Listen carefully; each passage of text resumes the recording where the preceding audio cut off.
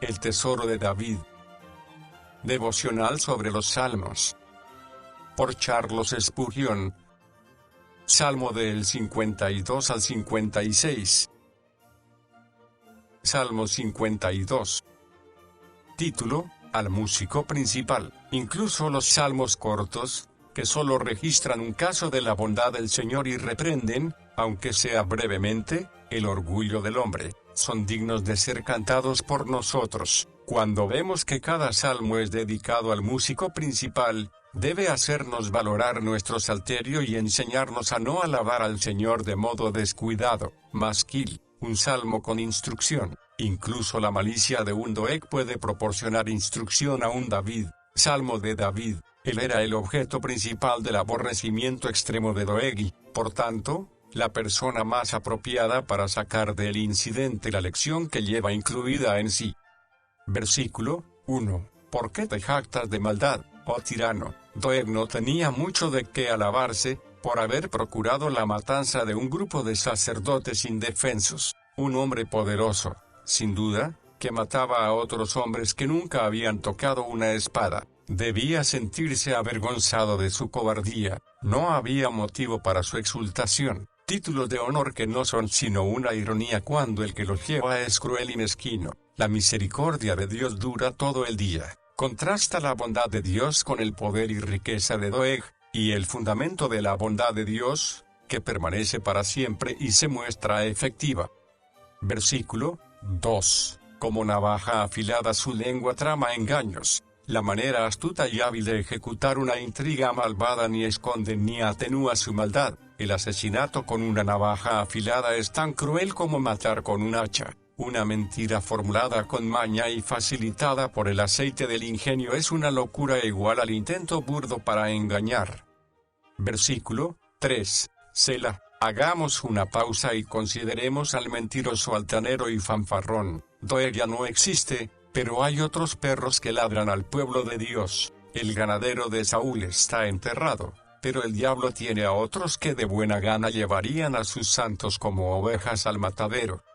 Versículo 4. Has amado, ¿te gusta el lenguaje soez y bajo? Palabras perniciosas. Hay palabras que, como la boa constrictora, se tragan al animal entero, o como los leones, que los despedazan primero. Estas palabras las mentes malvadas las tienen en gran estima. Su oratoria es siempre furiosa y sanguinolenta. Emplean lo que puede provocar más fácilmente las pasiones más bajas de los hombres, y creen que el alimentar la locura de los inicuos es hacer gala de elocuencia de primer orden, o engañosa lengua. Los hombres pueden decir cosas perniciosas, y hacerlo bajo el pretexto de justicia. Dicen que sienten celo por el derecho, pero lo que procuran es derribar la verdad y la santidad, y lo hacen con astucia, bajo pretextos que son transparentes. Versículo 7. He aquí, mirad aquí, y leed el epitafio de un hombre poderoso, que se enseñoreó orgullosamente durante su corta hora y puso su talón sobre el cuello de los escogidos del Señor. No puso a Dios por su fortaleza. He aquí el hombre, grande, vanidoso, fundó su fortaleza, no en Dios, se glorió en su poder, no en el Todopoderoso. ¿Dónde se encuentra ahora? ¿Qué tal le ha ido en la hora de su necesidad? Contemplad su ruina y recibid instrucción. Sino que confió en la multitud de sus riquezas, se enorgullecía de los bienes que había recogido y los atropellos que había cometido. La riqueza y la maldad eran sus compañeras, en combinación eran un monstruo. Cuando el diablo es el amo de la bolsa, es un diablo de veras. Beelzebú y Mamón calientan juntos el horno 7 veces más para el Hijo de Dios, pero al fin solo consiguen su propia destrucción. Siempre que vemos hoy a un hombre eminente en el pecado y en Hacienda, haremos bien considerando su fin y poniendo este versículo en nuestra mente como su epitafio. Salmo 53. Título: Al músico principal. Si el dirigente del coro tiene el privilegio de cantar los jubileos de la gracia divina, no por ello debe desdeñar el canto de las miserias de la depravación humana. Esta es la segunda vez que se le confía este salmo, ver Salmo 14, y por tanto tiene que tener más cuidado al cantarlo. Sobre Maalat, la palabra Maalat al parecer significa en algunas formas de la misma enfermedad, y verdaderamente este salmo es el canto de la enfermedad del hombre, la mancha mortal, hereditaria, del pecado. No es una copia del Salmo 14 enmendada y revisada por mano extraña, es otra edición por el mismo autor, que pone énfasis en ciertas partes y vuelve a escribirlas con otro propósito. Tema: la naturaleza malvada del hombre se presenta aquí ante nuestra vista por segunda vez y, casi, en las mismas palabras inspiradas. Las repeticiones no son innecesarias, somos lentos en aprender y hemos de ir línea tras línea. David, después de una larga vida, halló que los hombres no eran mejores entonces de lo que eran en su juventud. Probablemente los dos salmos se refieren a períodos distintos, el 14, a la parte anterior del mundo, o a la historia judía, el 53, a un período posterior, quizá, entonces, aún en el futuro.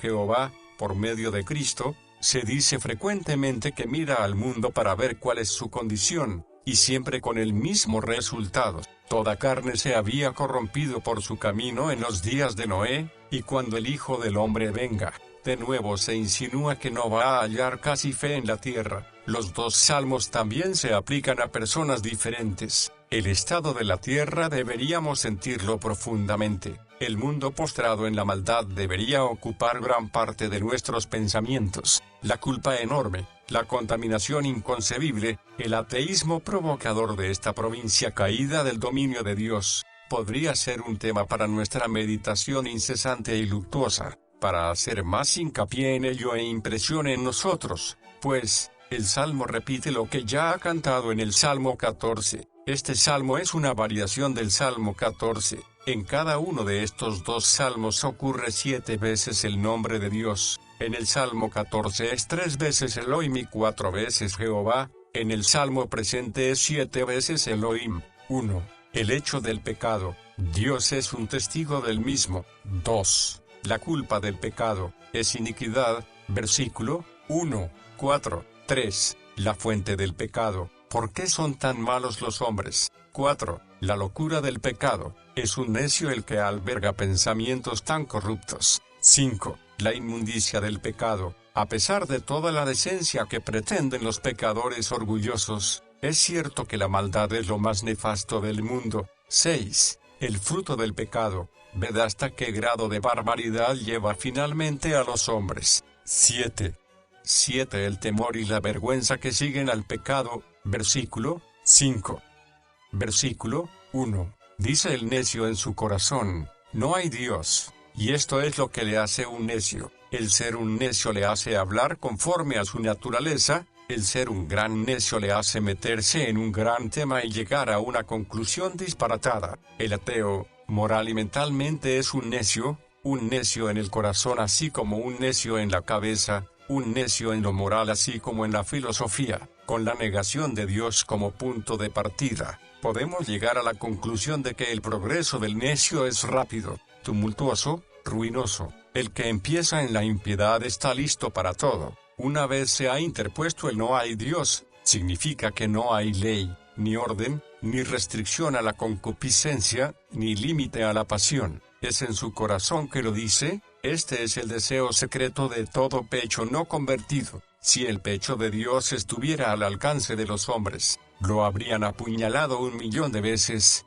En un momento, cuando Dios se manifestó en la carne, era hermoso, Él no tenía pecado, Él fue por el mundo haciendo bienes sin cesar. Y, con todo, le prendieron, le colgaron de un madero, se mofaron de Él y le escupieron encima. Y esta es la forma en que los hombres tratarían a Dios si lo tuvieran de nuevo a mano. Aprendamos, primero, la corrupción espantosa del corazón humano, el nuestro. Me atrevo a decir que no hay un hombre no convertido presente que tenga la más remota idea de la monstruosa maldad albergada en su pecho. Espera a que llegue al infierno, y va a irrumpir sin restricciones. Pero, con todo, permíteme que te diga que tienes un corazón que mataría a Dios si pudiera. Si el pecho de Dios se hallara a tu alcance y de un golpe pudieras librar al universo de Dios, tu corazón es capaz del acto. Segundo, el asombroso amor de Cristo. Cuando aún éramos enemigos, Cristo murió por nosotros. Se han corrompido,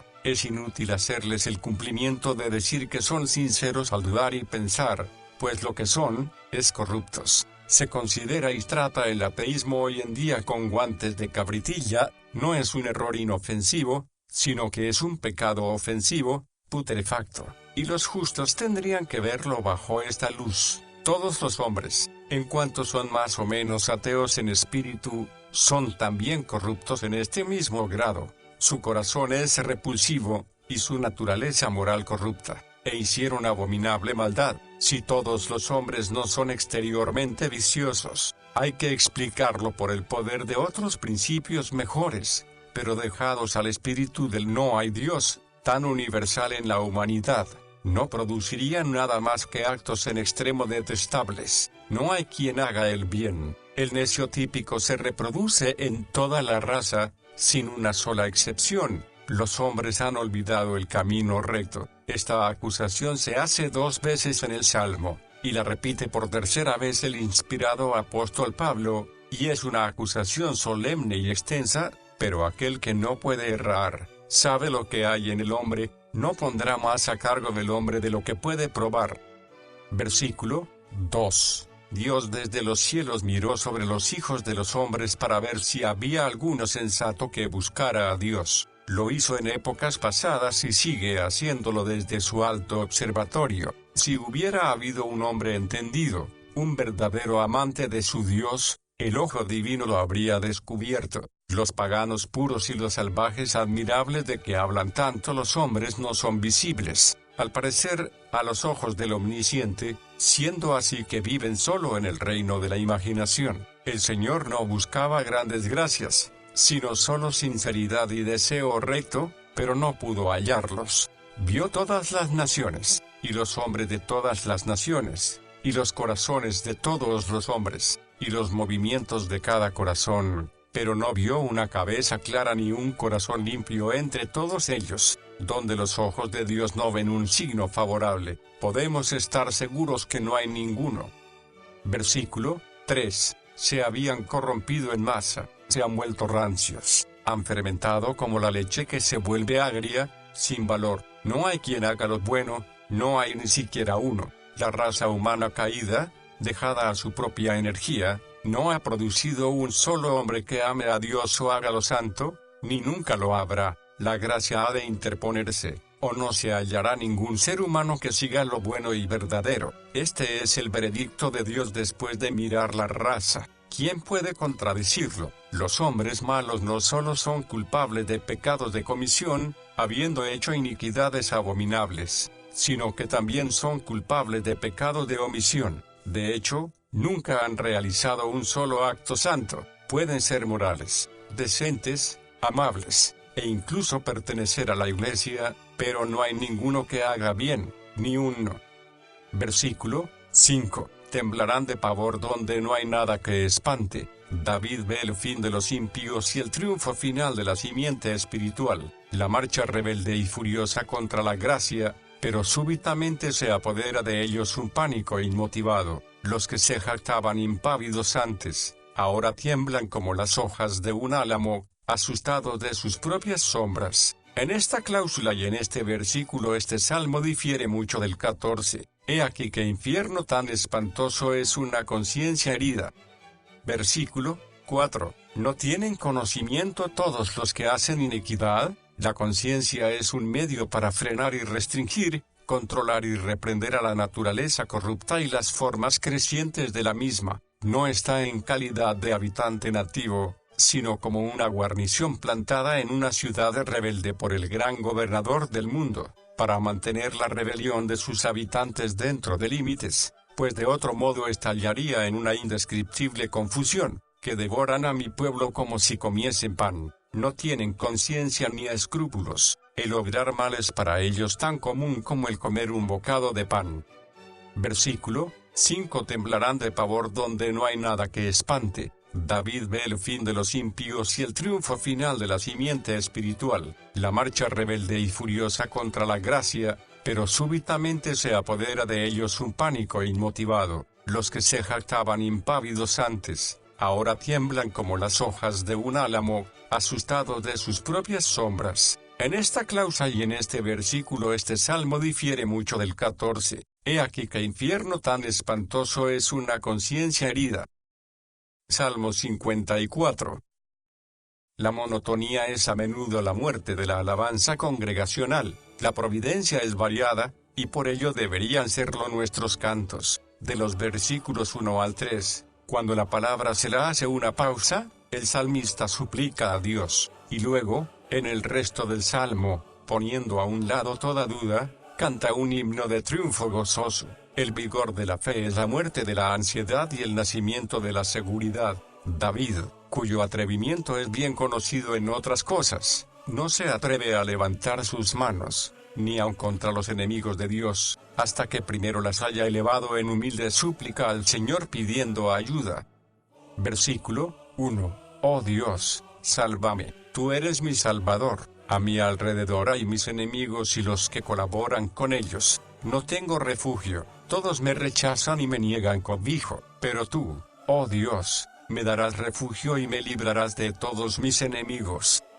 Versículo 2. Escucha mi oración, oh Dios, esta ha sido siempre la defensa de los santos. En tanto que Dios tenga campos y aire libre, no podemos ser encerrados en la tribulación. Todas las demás armas es posible que sean inútiles, pero la oración siempre está disponible. Mas, ¿de qué sirve la oración si Dios no la escucha? Versículo 3. Porque extranjeros se han levantado contra mí, sería mejor que ellos se ocuparan de sus propias cosas, y hombres violentos buscan mi vida. Los reyes generalmente acuñan sus propios semblantes, no han puesto a Dios delante de sí, no tienen consideración para el derecho o la justicia, como si no supieran que hay Dios o no les importara. David consideraba que el ateísmo se hallaba en el fondo de la enemistad de los que le perseguían. Los hombres buenos son aborrecidos por causa de Dios, y esta es una buena alegación a presentar contra ellos. Versículo 4. He aquí dice David, he presentado un hecho cierto, bien conocido, demostrado con una nueva prueba, digno de atención. La partícula he aquí contiene esta amplitud de significado. He aquí, Dios es el que me ayuda.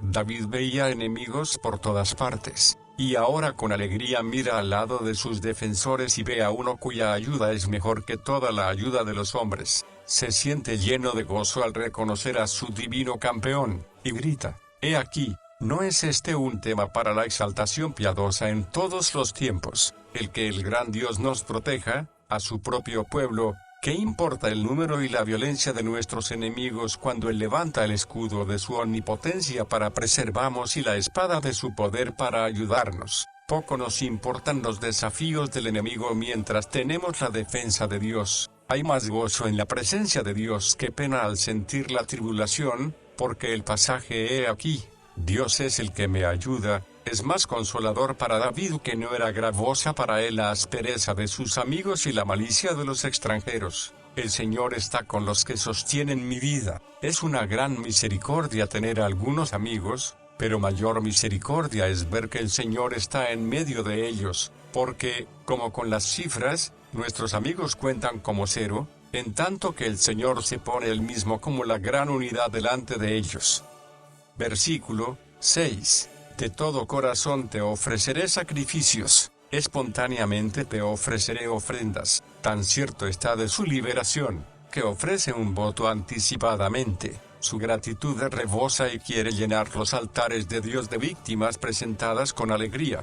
Cuanto más recibimos, más hemos de entregar. Lo espontáneo de nuestros dones es un gran elemento en su aceptación. El Señor ama al dador alegre.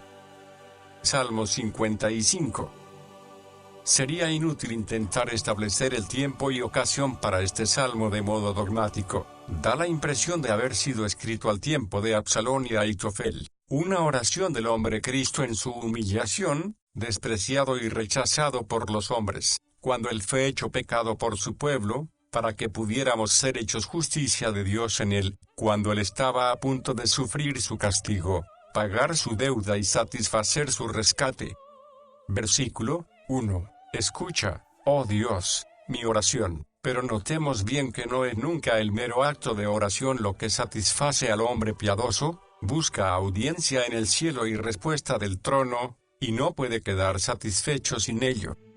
Versículo 2. Atiéndeme, y respóndeme. Esta es la tercera vez que hace la misma oración. Es sincero, profunda y amargamente sincero. Si su Dios no le escucha, considera que todo ha terminado para él. Le ruega a Dios que le escuche y le conteste. Clamo en mi oración, y me desasosiego. Qué consuelo poder tener esta familiaridad con Dios. No podemos quejarnos de Él, pero sí quejarnos a Él. Nuestros pensamientos que desvarían cuando estamos angustiados, podemos presentarlos a Él, y es posible que no sean muy coherentes, más sonidos que lenguaje, gemidos que son inexpresables. Son con frecuencia oraciones que no pueden ser rehusadas. Nuestro mismo Señor clamó a gran voz, con lágrimas, y fue oído en lo que temía.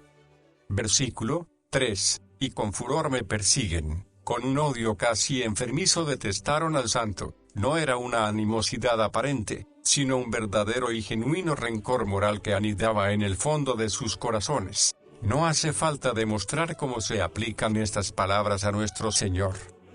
Versículo 4. Y terrores de muerte sobre mí han caído. Pensemos en nuestro Señor en el jardín, con su alma en extremo angustiada hasta la muerte, y tenemos un paralelo con la pena del salmista. Quizá, querido lector, si tú no has andado por esta senda tenebrosa lo tendrás que hacer pronto. Entonces ten por seguro que notarás las pisadas de tu Señor en esta parte cenagosa del camino. En tanto que el cristiano está atendiendo solo a sus propios hábitos y temperamento, siempre será un desgraciado. Pero si mira a la gran seguridad, Cristo Jesús, sus perspectivas deprimentes pronto se transforman en gozo. Si nuestra fe fuera ejercida con más frecuencia, nos veríamos capacitados para ver más allá de las tristes mansiones de la tumba con la plena esperanza de la inmortalidad. El temor de la muerte se halla en toda carne. No es una señal de valor el no tenerlo. El vencerlo en la senda del deber es valor. El afrontar la muerte con paciencia es fe, pero el no temerla es, o bien un don especial de la gracia, o una insensibilidad peligrosa.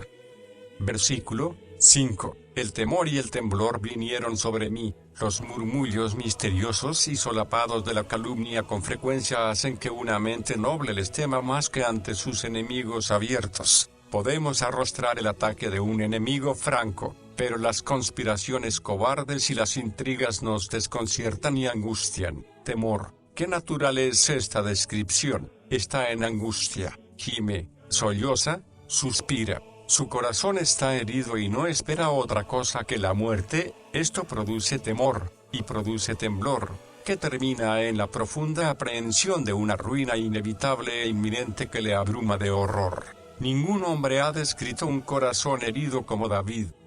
Versículo 6. Y dije, ¿quién me diese alas como de paloma? Volaría yo, y descansaría. Es una cobardía el huir de la batalla que Dios quiere que luchemos. Haríamos mejor en dar la cara al enemigo, porque no tenemos armadura a nuestra espalda. Necesitaba un método de transporte más veloz que las alas de la paloma para evitar la calumnia. Se halla en mejor reposo el que no huye pero encomienda su caso a Dios. Este texto era predilecto entre los antiguos teólogos y sobre él se han predicado algunos de los sermones más asombrosos. Rastrearon en Plinio y Aldrovando en busca de las fábulas más disparatadas sobre las palomas, sus ojos, sus hígados, sus buches, incluso su estiércol, y luego hallaron toda clase de emblemas de cristianos en hechos y fábulas. Griffith Williams se extiende minuciosamente en el hecho de que David no deseaba alas como de un saltamontes para saltar de flor en flor, como las almas apresuradas que saltan en religión pero no siguen perseverantes, ni como un avestruz, que no pierde contacto con el suelo aunque es un pájaro, así como los hipócritas, que nunca se elevan a las cosas celestiales, ni como un águila, o un pavo real, o un abejorro, o un cuervo, o un milano, o un murciélago, y después de haber mostrado de muchas maneras la semejanza entre la piedad y las palomas, habla de Hugo Cardinalis y de varios otros. No creemos que fuera edificante llenar estas páginas de semejantes excentricidades. Esta frase del obispo Patrick basta, más bien deseaba que esperaba escapar, No veía manera de escapar excepto por algún medio imposible o improbable. Doquiera que el salmista ponía el ojo, veía inscrita vanidad y aflicción. Un diluvio de pecado y de miseria cubría el mundo, de modo que, como la paloma de Noé, no podía hallar descanso para el pie, por lo que dirige su curso hacia el cielo, y dice: «Quien me diera alas como de paloma, volaría yo, y descansaría». Cuando los galos hubieron probado los vinos de Italia, buscaron el lugar de donde procedían las uvas y no estuvieron tranquilos hasta que llegaron allá. Del mismo modo puedes gritar: «Oh, si tuviera alas como de paloma, volaría yo, y descansaría». Un creyente está dispuesto a perder el mundo para poder gozar la gracia, y está dispuesto a dejar el mundo para disfrutar de la gloria. Versículo 8. Me apresuran a escapar del viento borrascoso, de la tempestad. Había viento borrascoso y tempestad fuera, y lo que era peor, tumulto y alboroto en sus pensamientos. Un hombre puede escapar de las confusiones externas, pero, ¿cómo puede escapar de sí mismo? Versículo 11. Solo hay insidias en medio de ella. El mismo corazón de la ciudad estaba envilecido. En los lugares de autoridad el crimen se daba la mano con la calamidad. Los elementos más inicuos dominaban, la escoria flotaba, la justicia era desconocida, la población estaba desmoralizada, la prosperidad se había desvanecido, y la violencia y el fraude no se apartan de sus plazas. En todas partes, lenguas astutas intentaban persuadir a la gente con halagos. Los demagogos agitaban al pueblo. Su buen rey era difamado en todas formas, y cuando vieron que se marchaba, vilipendiaron a los gobernantes que él había elegido. El foro era un reducto de fraudes, una convención de astucia. Pobre Jerusalén, víctima del pecado y de la vergüenza, la virtud pisoteada y el vicio reinando, sus solemnes asambleas interrumpidas. Los sacerdotes habían escapado, el rey exiliado, las tropas sin disciplina dedicadas al pillaje. Había bastante desconcierto que queda reflejado en estos 3 versículos. Versículo 12. El lector hará bien observando lo preciso de la descripción del salmista en su propio salmo cuando dice: «Desmayo en mi queja, y suelta mis pensamientos», porque va de un punto a otro en su aflicción, deteniéndose acá y acullá, en una confusión de pausas breves que no dan idea clara de que cambie el tema. Porque no me afrentó un enemigo, lo cual habría soportado. Los reproches de nuestros íntimos, en quienes confiamos, son los que más hieren, y conocen bien nuestras peculiares debilidades, y pueden tocar las cuerdas más sensibles, y hablar de forma que más nos hiera. Podemos tolerar a Simei, pero no podemos sufrir a Aitofel. Ni se alzó contra mí el que me aborrecía, porque me hubiera ocultado de él. Si nuestros orgullosos enemigos se jactan acerca de nosotros, podemos ofrecer resistencia, pero cuando los que hacen ver que nos aman nos miran con desdén, ¿a dónde iremos? Nuestro bendito Señor tuvo que sufrir su peor desengaño e infidelidad de un discípulo favorecido. No nos sorprendamos cuando se nos llama a seguir el camino que pisaron sus pies. Versículo 13. Sino tú, ¿con qué justicia podía haber señalado el Señor a Judas, y decir sino tú? Pero su espíritu manso advirtió al hijo de perdición en la forma más suave, y si Iscariote no hubiera sido 10 veces un hijo del infierno, habría renunciado a su infame propósito. Versículo 14. Que andábamos en amistad en la casa de Dios. Hay una medida de impiedad de carácter detestable en el engaño que rebaja la unión de hombres que han hecho profesión de piedad. Se ha de ver el mismo altar de Dios ensuciado por la hipocresía, han de verse las mismas asambleas del templo contaminadas por la presencia de la traición. Todo esto era verdad de Aitofel y, hasta cierto punto, de Judas. Su unión con el Señor era a causa de la fe, estaban unidos en la más santa de las empresas. Había sido enviado a dar el mensaje más lleno de gracia. Su cooperación con Jesús para servir sus fines abominables le marca como un primogénito del infierno. Mejor le hubiera sido no haber nacido. Que todos los profesos engañosos sean advertidos por su fin, porque como Aitofel, fue a su lugar por su propia mano, y retiene una horrible preeminencia en el calendario del crimen notorio. Aquí hay una fuente de quebranto del corazón para el Redentor, compartida por sus seguidores. De la nidada de la serpiente quedan aún algunas víboras que pican la mano que las acaricia y venden por plata a los que les han levantado a la posición en que pueden hacerse traidores abominables. Versículo 15. Que la muerte les sorprenda. Los traidores de esta clase merecen la muerte. No hay vida en ellos. La tierra está contaminada por sus pisadas. Si los espías son fusilados, mucho más deberían serlo estos villanos que acechan a traición. Esta oración es una profecía sobre la ruina final y permanente de todos los que abierta o secretamente se oponen y se rebelan contra el Mesías del Señor. Desciendan vivos al Seol, aún en el vigor de la vida, que se hundan en el Seol, que cambian el goce de los vivos por el sepulcro de los muertos. Sin embargo, no hay necesidad de leer este versículo como una imprecación. Es más bien una expectativa confiada, o una profecía, porque la maldad anida de sus moradas. En el interior de ellos, hay justicia en el universo, el amor mismo la requiere. Compadecer a los que se rebelan contra Dios no es virtud, oramos por ellos como criaturas, pero los aborrecemos como enemigos de Dios. Necesitamos en estos días guardarnos contra la iniquidad disimulada que simpatiza con el mal y considera el castigo como una crueldad y dureza de una época pasada. Versículo 17. Tarde y mañana y a mediodía oraré y clamaré, con frecuencia, pero no con demasiada frecuencia. Las ocasiones de gran necesidad requieren períodos más frecuentes de devoción. Los 3 períodos escogidos son los más apropiados. El empezar, seguir y terminar el día con Dios es una sabiduría suprema. Cuando el tiempo, de modo natural, ha puesto un límite, allí hemos de acumular nuestras piedras para el altar. El salmista dice que él va a orar siempre, seguirá en la oración a lo largo del día, e irá siguiendo al sol con sus peticiones. De día y de noche veía a sus enemigos ocupados, versículo 10, y por tanto él quería cubrir sus actividades con oración continua. Esta era la costumbre de los hebreos piadosos, ver Daniel 6, 10. Los judíos empezaban el día por la tarde, y por ello David menciona la tarde primero. Los rabinos dicen que los hombres deben orar 3 veces al día porque el día cambia 3 veces. Esto era observado en la iglesia primitiva, pero los tiempos variaban en los diferentes lugares. Si nuestros cuerpos, pobres y débiles, necesitan el refrigerio del alimento 3 veces al día, quien conoce nuestra propia debilidad dirá que necesita un refrigerio no menos frecuente para nuestros espíritus pobres y frágiles.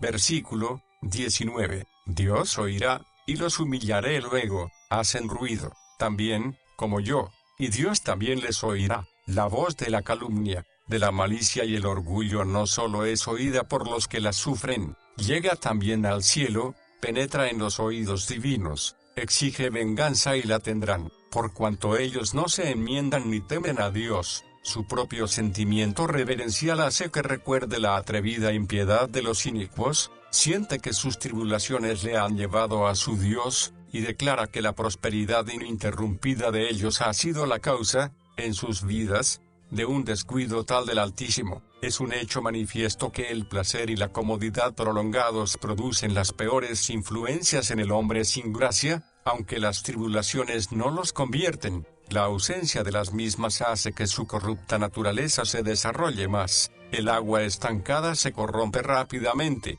En verano cría insectos nocivos. El que no pasa por tribulaciones con frecuencia no hace caso de Dios. Es una prueba notable de la depravación humana que el hombre transforma la misericordia de Dios en nutrición para el pecado. El Señor nos salve de ello. Versículo 21. Los dichos de su boca son más blandos que la mantequilla. Elogia y unta al hombre que quiere perder. Le unta de halagos y de malicia. Cuidado con un hombre que tiene demasiada miel en la lengua. Es una trampa de la que hay que sospechar. Las palabras suaves, blandas y untuosas son abundantes allí donde la verdad y la sinceridad son más escasas. Versículo 22. Echa sobre Jehová tu carga, y él te sustentará. No dejará para siempre caído al justo. El remedio que sugiere el Salmo, y quizá el único recurso en una dificultad de esta clase, en que los enemigos de la verdadera religión están luchando bajo la capa de la amistad, es anunciado por la voz profética de Dios: echa sobre Jehová tu carga, y él te sustentará, no dejará para siempre caído al justo. Dios no se deleita en ver lágrimas en tus ojos y palidez en tu semblante. Tus gemidos y sollozos no son música a sus oídos. Más bien quiere que te veas libre de tu carga echándosela sobre sus hombros, para que puedas regocijarte en su gozo y consuelo. Salmo 56. Tenemos aquí los cánticos del siervo de Dios, que se regocija una vez más por su retorno del destierro, y abandona los lugares peligrosos en que se había visto obligado a refugiarse y callar, incluso ante lo bueno. Hay un conocimiento tan profundo y espiritual en este salmo, que podríamos decir de él: bienaventurado eres, David Bar Jonás, porque no te lo han revelado carne y sangre.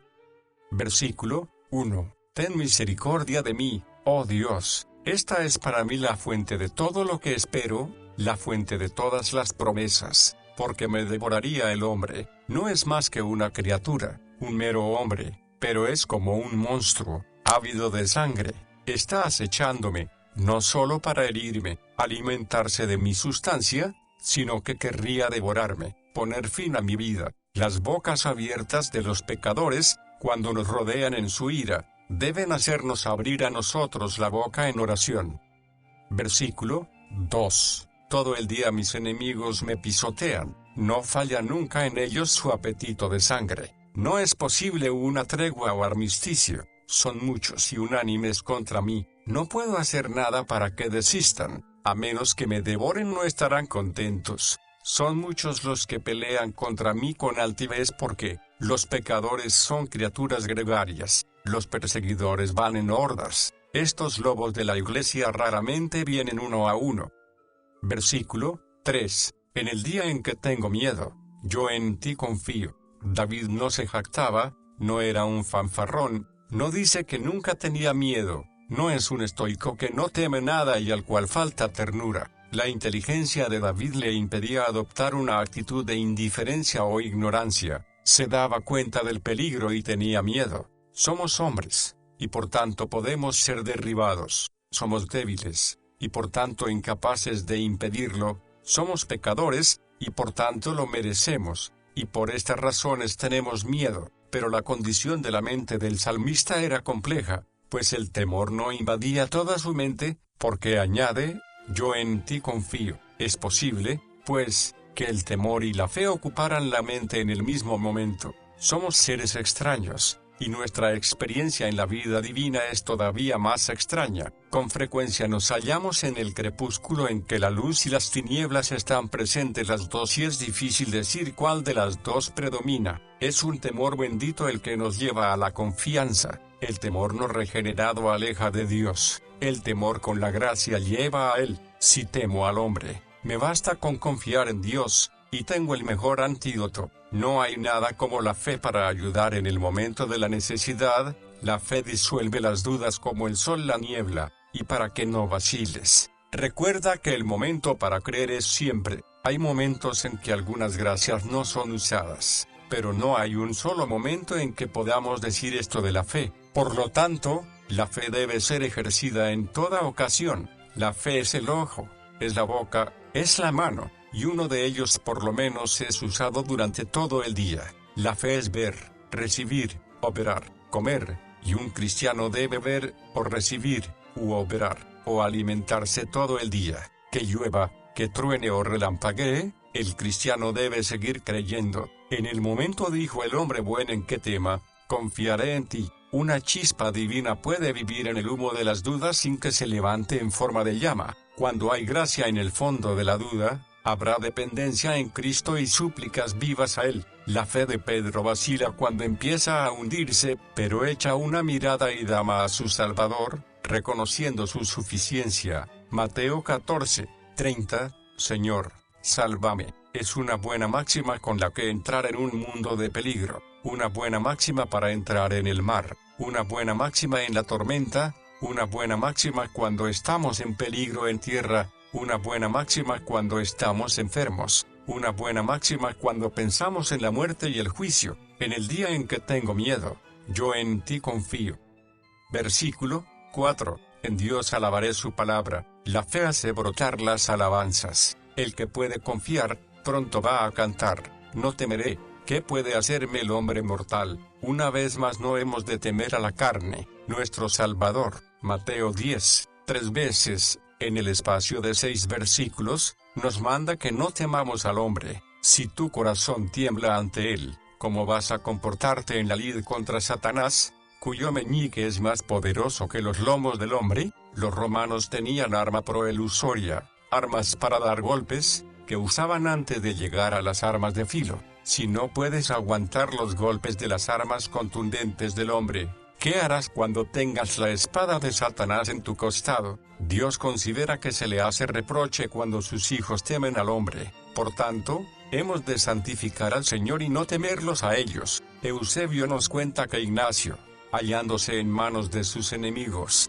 poco antes de sufrir hizo un notable discurso en el que presentaba un espíritu de gran elevación, por encima del mundo y de sí mismo. No me importa nada, visible o invisible, con tal que esté con Cristo, sea el fuego, la cruz, las fieras, el quebrantamiento de huesos, el arrancar mis miembros o que trituren todo mi cuerpo, y los tormentos de los demonios pueden venir sobre mí, con tal que tenga a Cristo. El temor del hombre es un ídolo hosco con la boca sanguinolenta. A muchos hombres ha devorado y los ha pisoteado hasta el infierno. Sus ojos están llenos de odio a los discípulos de Cristo. Hay burla y mofa en sus ojos. La risa del escarnecedor está en su garganta. Echa al suelo este ídolo. Te impide la oración privada, el adorar a Dios en la familia, el presentar tu caso ante los ministros, el confesar abiertamente a Cristo. Tú que has sentido el amor de Dios y su Espíritu,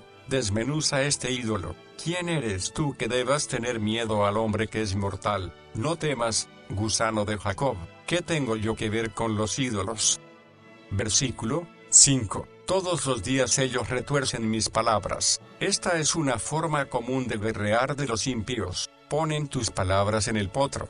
Les extraen significados que no contienen. Así la profecía de nuestro Salvador con referencia al templo de su cuerpo, e innumerables acusaciones contra sus siervos que fueron basadas en tergiversaciones y hechas a propósito, hacen esto cada día y adquieren en ello gran destreza. Un lobo siempre puede hallar en las palabras del Cordero una razón que justifique que se lo coma. Puedes hallar que las oraciones son blasfemias si quieres leerlas de abajo arriba o diagonalmente. Todos sus pensamientos contra mí son para mal. No hay mezcla de buena voluntad que atenúe su malicia. Tanto si le consideraban como un rey, un salmista, un hombre, un padre, un guerrero, un paciente. Lo mismo daba, lo veían todo en un cristal coloreado y no habían pensamiento alguno generoso hacia él. Incluso se esforzaban por menospreciar las acciones suyas que habían sido una bendición indudable a la comunidad, oh fuente turbia, de la cual no mana ni una gota de agua pura. Versículo 6. Se esconden, los hombres maliciosos son cobardes. Versículo 8. Pon mis lágrimas en tu redoma. No hay alusión a los pequeños lacrimatorios que estaban de moda entre los romanos. Es una metáfora robusta que va más lejos. Los torrentes de lágrimas que David había llorado no podían ser contenidos en una redoma. Es una observación aguda la de que Dios, se dice en las Escrituras, tiene una bolsa y una botella, una bolsa para nuestros pecados y una botella para nuestras lágrimas, y que deberíamos ayudar a llenar esta, ya que tenemos la otra. Hay una alusión aquí en el original que no se puede traducir. El ungimiento con el que la mujer en la casa del fariseo ungió los pies de Cristo era precioso, pero sus lágrimas, con las que le lavó los pies, tenían más valor que el nardo. Versículo 9. El día en que yo clamé, el clamor de la fe y la oración a Dios es más temido por nuestros enemigos espirituales que el grito de guerra de los indios por sus enemigos. Versículo 13. Para que ande delante de Dios en la luz de los que viven. Aquí se alcanza el grado más elevado de la ambición del hombre, el residir con Dios, el andar con justicia delante de Él, el regocijarse en su presencia y en la luz y gloria suyas.